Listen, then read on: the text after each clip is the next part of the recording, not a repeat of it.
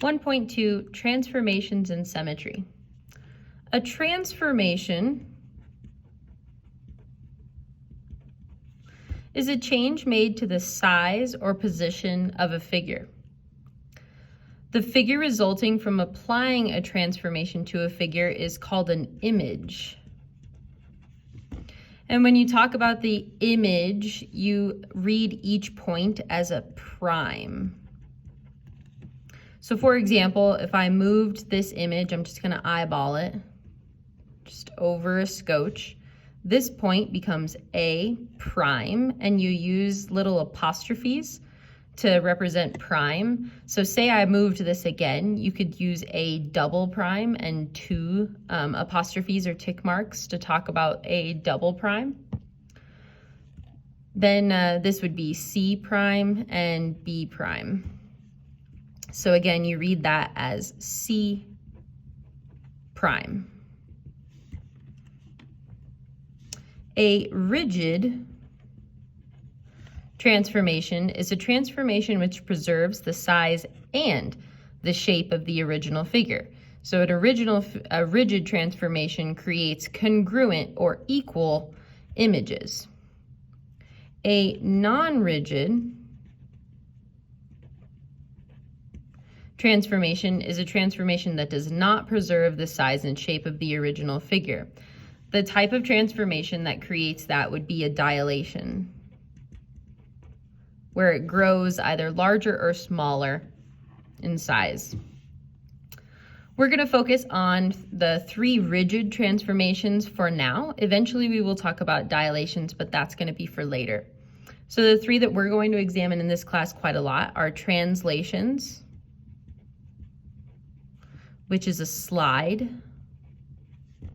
We're going to look at rotations, which is a spin, and a reflection, which creates a mirror image.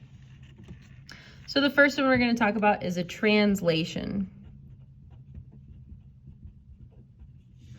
A transformation that slides each point of a figure the same distance in the same direction. So here's our example. It's on a grid this time. Sometimes it won't be on a grid. It says translate the figure 4 units right. So you're just going to take each point and move it exactly 4 units to the right. So A, 1, 2, 3, 4, and we call that A prime. B, 1, 2, 3, 4. B prime, and then C, 1, 2, 3, 4. C prime. And we can see that it's exactly the same, exactly the same figure. These are congruent to each other, congruent figures from the original to its image. The second one we're going to talk about today is a rotation. And during this rotation, we're going to introduce the idea of using a compass to help us create a rotation. Here's my example of a compass. That's what they look like. But we're going to use a compass, and we're also going to use a protractor to help us create a rotation. A transformation in which every point moves along a circular path around a fixed point called the center of rotation. So our example is to rotate the figure 90 degrees clockwise. So clockwise comes up and around this direction. So we're going to be moving this image clockwise around this center. Let's call this point P. And we are going to move this segment AB. We're going to move it 90 degrees around the center of rotation. So this is a compass. The pointed edge is called the anchor. And then you've got your writing edge, no matter what it is. It could be pen or pencil, but we've got our anchor and we've got our pencil. I recommend that you hold your compass like a pencil around the anchor portion. I don't recommend actually holding the pencil. I know that's counterintuitive, but hold the anchor like a pencil. So I'm going to adjust this, and the first thing we need to do to create a circular path is to create a circular path from each of the ends of the segment to point P.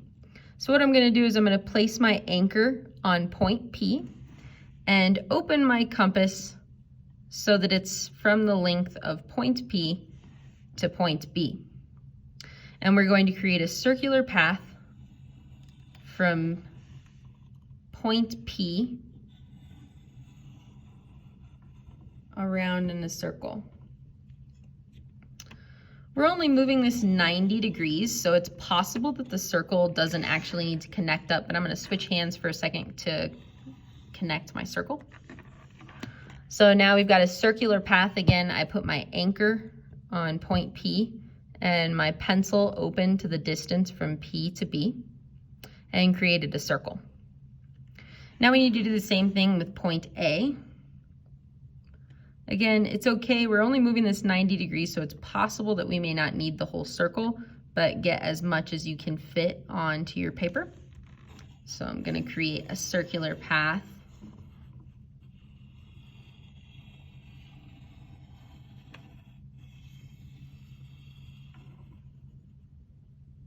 I'm going to try to complete this circle. I'm going to switch hands very carefully. And I've got as much of a circular path as I can. Again, that was from placing your anchor on point P and opening it to the distance of A. So now you can see my circle doesn't actually go all the way to the end of the paper, but that's okay because I'm only moving this 90 degrees, which is probably going to end up somewhere over here. So now step number 2 is to take a straight edge, or you can just use the bottom of your protractor. Protractor has a straight edge on the bottom, the straight edge here.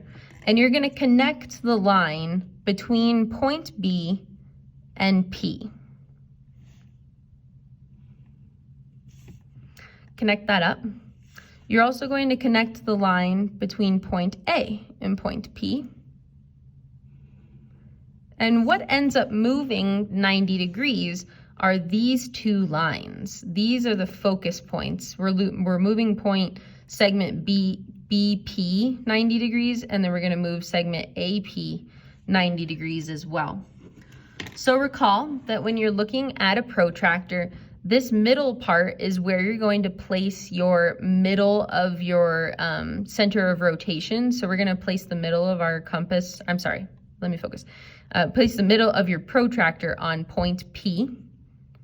And then you're going to make markings based on what degree amount you would like to move. So I'm going to turn my paper slightly, not by a whole lot. I'm going to turn my paper slightly so that it's more horizontal with my body. And I'm going to place the center of my protractor on point P. So I've placed the center of my protractor on point B, and I'm lining up the bottom of my protractor with the segment that I drew between point B and P. Now that I have my protractor in place, I'm going to just use my pencil here, and I'm going to mark where 90 degrees is because I want to move this 90 degrees. I'm just going to kind of mark it right there. So that line is moving this line. Can you see? So here's this original line, and here's my my new line, which creates 90 degrees. So then point B is on the inner circle, so I want point B to land on the inner circle here. So I can kind of use my protractor to line that up. You don't necessarily need to draw a line between those. My dotted line was kind of helpful there, and we want point B to land 90 degrees on that inner circle, so that's B prime. Right there. So I moved from this original B 90 degrees to B prime. If I place my paper straight again. So here's B prime, and this is a 90-degree angle between them. Right there. We're going to do the same thing with point A. So take your protractor, put the center of your protractor on point P. And now we're going to create a 90-degree angle with that line. So here's, again, I'm going to mark it again, 90 degrees. And it kind of creates this, dotted line down there, 90 degrees. And then I'm going to line those up, and I want point A to be on the outer circle because A is on the outer circle of rotation, so it's not very far below. my 90 degrees there, that's A prime. And finally, you can connect those together to make segment A prime, B prime.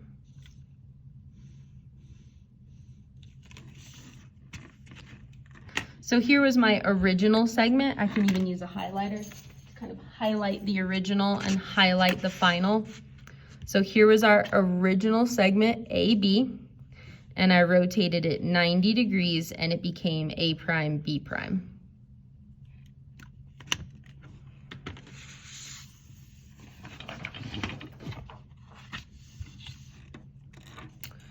Okay, now we're going to look at a reflection.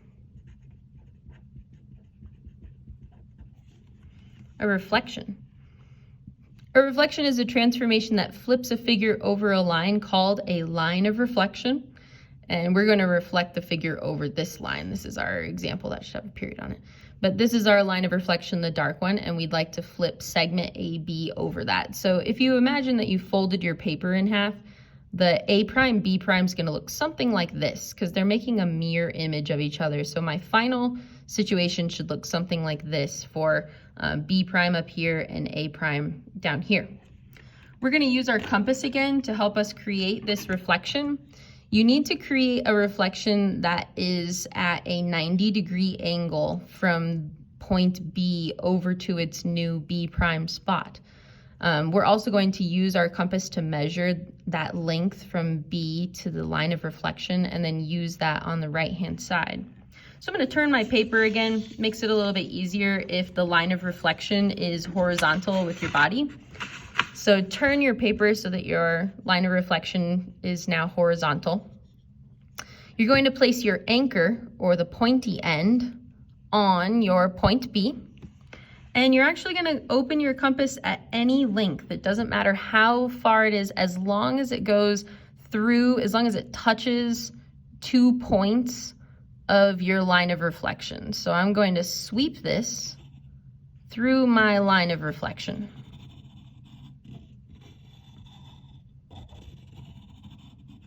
So again, my anchor is on point B, and I'm swinging this through my line of reflection.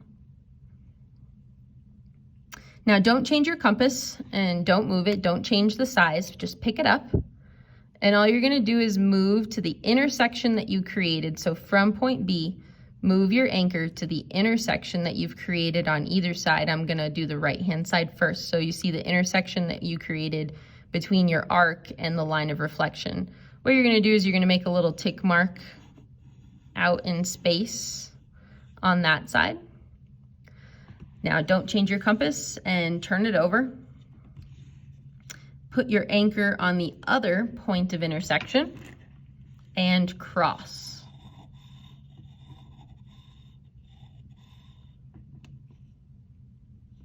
So again, my compass is open all to the same length.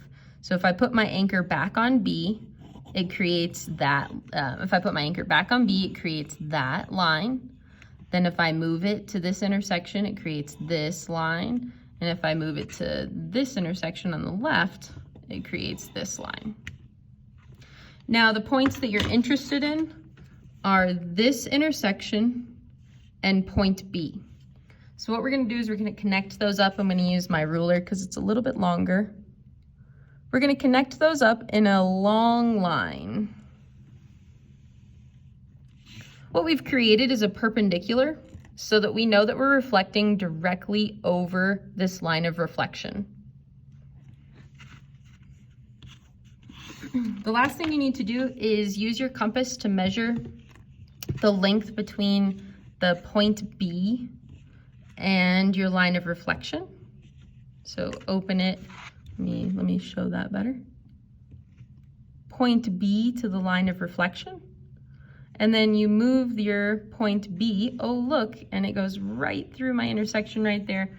So this is going to be B prime.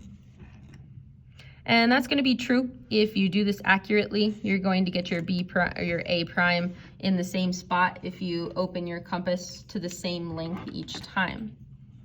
So now we're gonna do it with point A. I'm gonna open my compass further because, let me show that again.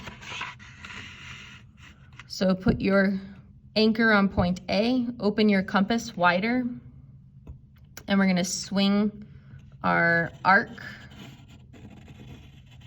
through our line of reflection.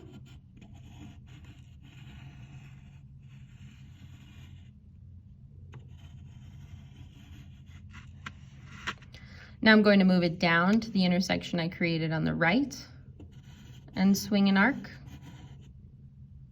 Turn it over on the left and swing an arc down below. Then we take our ruler and we connect point A and my intersection. You can see how those two lines make really beautiful parallel perpendiculars. And now we're just going to check that that distance is correct. So we want to go from, I'm trying to decide which side should be best. So from point A to the line of reflection, and then measure that point A to the line of reflection. There it is. So that's going to be A prime. So A prime, B prime. I'll use my purple to draw the line. So there's A prime, B prime. Can turn my paper kind of back up. So remember, we wanted it to be a reflection. So A to B became A prime to B prime.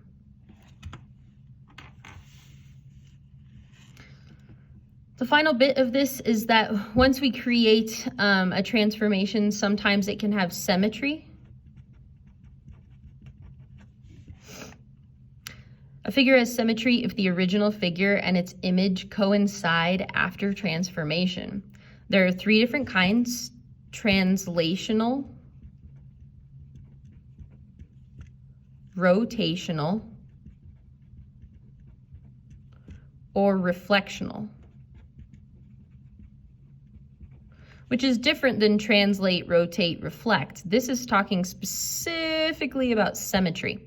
So be very careful when you label on a test or a quiz. If something has symmetry, you have to add that AL to the end of the word. Symmetry makes translational symmetry, rotational symmetry, reflectional symmetry. So I'm going to do the first one on the checkup with you just to make sure that you know what's going on.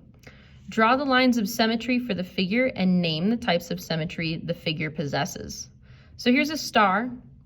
If you look directly at it, the first thing that I notice is that if you cut this star down the middle there, it creates a mirror image on both sides. So the first thing that it creates is reflectional symmetry. So there's one. The second one I notice is that if I placed a center of rotation in the middle of the star, I could rotate these points around the center and it would continue to make the same star as it rotated. Imagine you could grab this and rotate it. It would be the same star all the way around. So it's got rotational symmetry as well. Now pause this video and try the second two checkups on your own. Thank you.